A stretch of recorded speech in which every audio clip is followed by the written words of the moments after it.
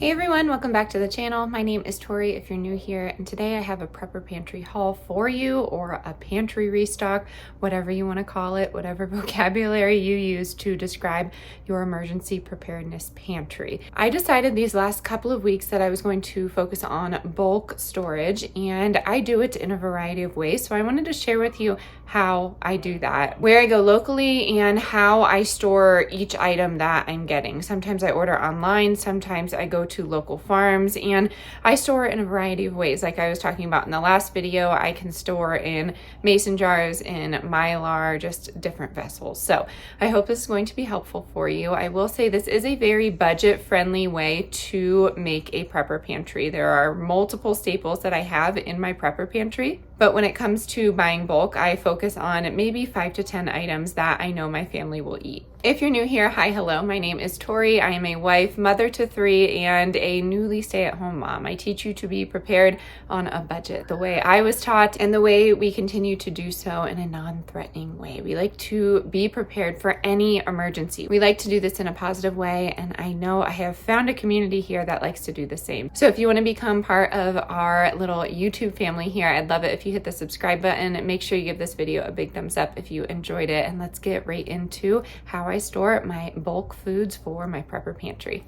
Alrighty, my friends, this may look familiar, but we are starting off with something super simple, and that is going to Costco or Sam's or your local big box store and buying in bulk. This is the easiest thing that people can do, and it's affordable if you can get the membership at a certain price. Costco, I bought mine for $30 with a bunch of mailing coupons, and then I got a rebate back for $10. And then Sam's Club, around last June, I got mine for $6. So there are ways to get the membership. I believe they even donate memberships. Please correct me if I'm wrong with that one. But anyways, I always go for the pasta organic variety, and I take it out of the plastic, and I typically am putting it in mason jars and vacuum sealing all the air out of that, or I'm putting it in Mylar bags, or we're just putting it in our everyday pantry because we go through a lot of pasta if we're not making our own. So this is a good one. Next up on the list that I always buy from Costco or Sam's or wherever I'm buying in my big box stores that is of large quantity is going to be organic avocado oil. And I get organic olive oil, but I try and stay away from seed oils. This is great. It typically stores indefinitely. I mean, there are some restrictions, but oil is great to have in your prepper pantry. Next up is going to be a canned protein like this albacore wild tuna from Wild Planet. This is my favorite thing to buy protein wise at Costco, just because it's semi-clean and it will store longer than what it suggests on the box. So I wanted to start off with an easy one, and then moving along to bulk storage in a big box store. If you don't like actually purchasing things at Costco and Sam's Club like myself, you can go to Azure Standard or another bulk store online, and I will leave those links for you. Azure Standard is just great. They have a great product, and you can just find a local pickup. I guarantee they have one near you, and if you don't, you write into them and they do like a little setup for you. They just have to find like a USPS drop off or something like that. So Azure Standard is great. They have a huge selection. So yes, I had to flip you around. Azure Standard is great. They have a phenomenal selection. They have raw dairy, they have really great grains, and most of the items are clean. They have chicken feed on there. Really, if you just make like 1 or 2 orders a year, I feel like you can take care of most of the bulk storage in your prepper pantry depending on how you prep. So Azure Standard is my number one, but if you can't do that, go find a Costco or a Sam's Club and stock up on those types of items. Processed foods, not something that you want in your bulk storage, but it's all about you and what you want to prep. So if you want to do a bunch of Kraft macaroni and cheese, you do you, that is fine, but these are my suggestions when it comes to long-term bulk storage. All right, next up, this is an interesting one for people to, I guess, wrap their head around, but it was new to me too. I go to my local bulk store. I have an apothecary in Nederland, Colorado, that I always go to. They have rice and beans for the cheapest cost, and they are organic. You could also go to Sprouts or Whole Foods, and then what you do is bring in your jar. They weigh your jar. So bring your mason jars, whatever vessel you want to put these things in, and then bring them to the counter. They will weigh them, and then on the bottom, put the weight on the actual glass, and then you can fill up your vessel. Then they subtract that weight from what you actually are putting in it. So I have organic pinto beans here. All I do is, like I said, take the glass empty to the cash register, and then I fill my beans up, then bring it back, and then they subtract the weight. I pay for it, and then I take my stuff and bring it home. And as soon as I get home, I take my mason jar vacuum sealer attachment, suck all the air out of there, and then I don't know if you can see these, but I do have a oxygen absorber in there. So I got 5 of the 32 ounces of pinto beans. The jars typically weigh like a pound. It really depends.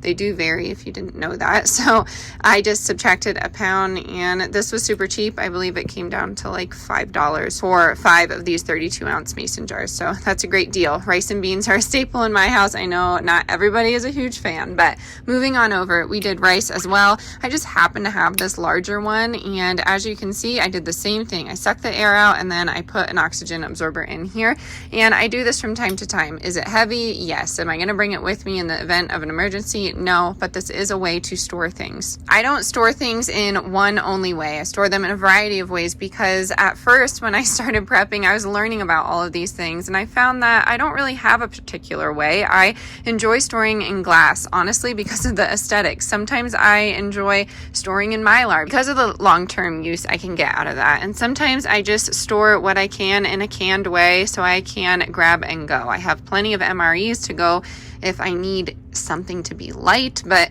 that is a huge thing that I talk about on the channel. There is no one way to do things. So if you see something that I'm doing and you're thinking, hey, I don't want to do that, you don't have to. It has to be individual to the prepper. So this is great. If you have any questions about this, let me know. I have only done this in Colorado, so I don't know your laws. I know during the big shutdown of 2020, we couldn't do this. They took, I don't know, because of germs or something, you couldn't go and get your bulk buying. They shut all of it down. So I know some sprouts are still like that, and they actually won't let you do this, but you have to look into that. You have to look into your local store. So this is option number 2, and this is what I did last week. So very easy, doesn't take a lot of time. Did it with 3 kids, and yeah, I encourage you to do the same. Next on the list for bulk storage, I take my Azure order as soon as I go pick it up and bring it home. I try and put it in the Mylar that day. Am I perfect? No. Sometimes it happens, a week or a month after, but I try my best to get that bulk storage into Mylar as quickly as possible, because 1, it is a little pricey for organic items, but honestly, it's a great price compared to other places around. So Azure has just about everything. They have garbanzo beans, they have sugar, they have pinto beans, you can do flour. If you are storing sugar in these bags, you can't put an oxygen absorber in there. But yeah, fill it to the brim and make it last. Mylar's great. Some people say it's wasteful for the environment, but I mean, in the event of emergency, you need to make sure your family is taken care of. And contrary to popular belief, they do not have to be enclosed. Like, these are garbanzo beans. You don't have to see each bean. This is pasta, and you can see each pasta, but it does not have to be sucked into there. And then all I do is seal mine with a hair straightener and go from there. They have special irons for Mylar, but I have a hair straightener, so that's what I use. And then for extra protection, I'm either putting it in a 5-gallon bucket like in my prepper pantry that you've seen before, or I just put it in this ammo box. Of course, they have metal ones too that are fireproof. That might be just like a little better, but that's up to you. We do have a safe over here, and I'm not allowed to put food in it, obviously, so it just has the typical stuff that you would put in a safe, especially when you have kids in the house and you have ways to defend your preps. You'll want a safe as well as one of these boxes. And then last but not least, good old wheat berries. I pick this up probably once every 2 months, but I have flour as well.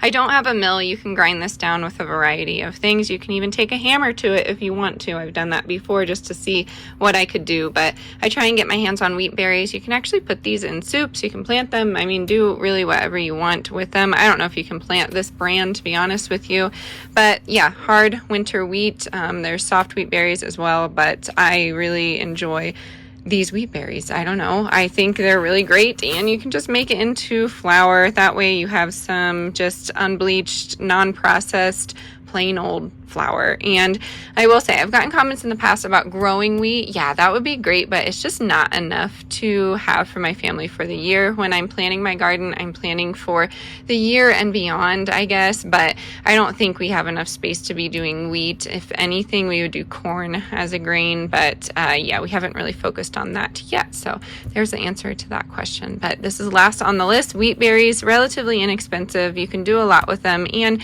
it's just better for you when you're looking at ingredients. And I did forget to mention, I got the hard red winter wheat. I also get soft white. Soft white has a higher gluten in it, I believe, and it's just better for making bread. But some of these hard red winter wheats you can make heartier breads with. So like those thick, I guess, dense breads, that's what I'm using hard winter for. So it really just depends on what you want to get. I have a bunch of varieties on hand. You can put this in Mylar if you want, but I will probably just put these in a mason jar and put it up in my kitchen because I like to mill some wheat berries whenever I get a chance. Haven't done it in a while, but they're great to have on hand, like I said.